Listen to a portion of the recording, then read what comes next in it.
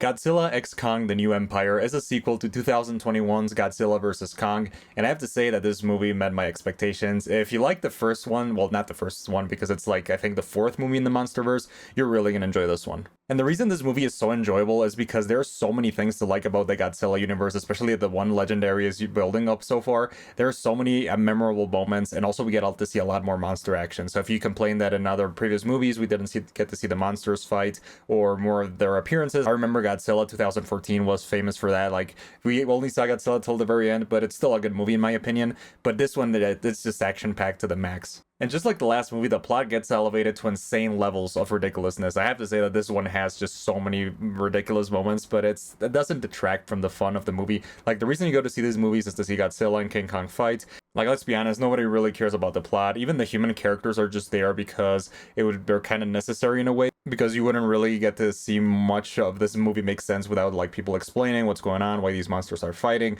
what are you doing in like this new environment that is Hollow Earth. So they're just kind of there for that. But to be honest, I don't remember the single name of a human character. And even more so, like, the proof is that even in 2021's Godzilla vs. Kong, a lot of the same characters are in this movie. And I kid you not, I completely forgot about them. I saw these characters again, and I didn't even realize they were in the last movie, save for the girl who kind of like has a relationship with Kong. Maybe that's the only one I remember, but after that, it's just like, yeah, come on, we don't really care about the human characters. We just care about Godzilla and Kong. And oh boy, they do have a lot of action in here.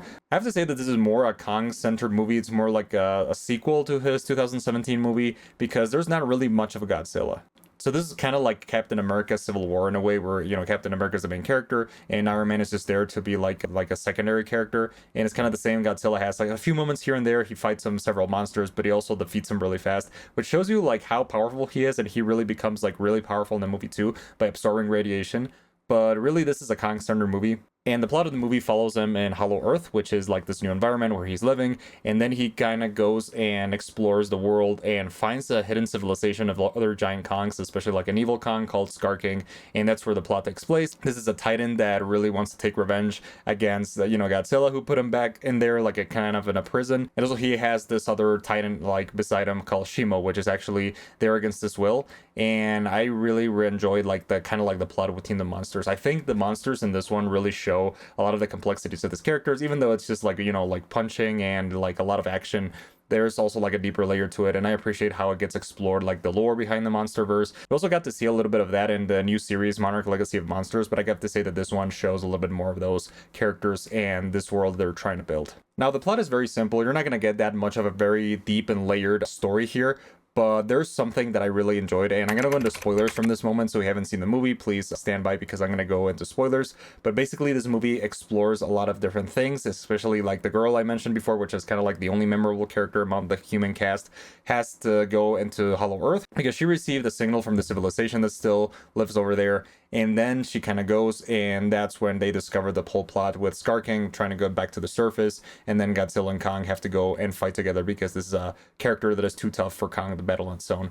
And also there's a very memorable moment where she has this kind of like psychic power connection to the civilization, where she actually manages to revive Mothra. And Mothra was one of my favorite characters from the 2019 Godzilla movie, and I really enjoy that she is back in full action. And that's something that I really didn't expect, but I thought it was pretty amazing. And yeah, I think this movie is just full of moments like that, and also the final battle is really cool. I really love seeing, well, spoilers too, well, I already said the spoiler warning, but basically Shimo kind of gets liberated, and all four of the Titans, well, three in the final battle, turn against Scar King, and it provides a very interesting showdown. I don't think it was as fun and as good as 2021's battle against Mechagodzilla, but I still think it's a really amazing expansion to this MonsterVerse that Legendary is trying to build. So yeah, I think this is a great movie. I think it's doing really well, so I would love to see more sequels of this one in the future.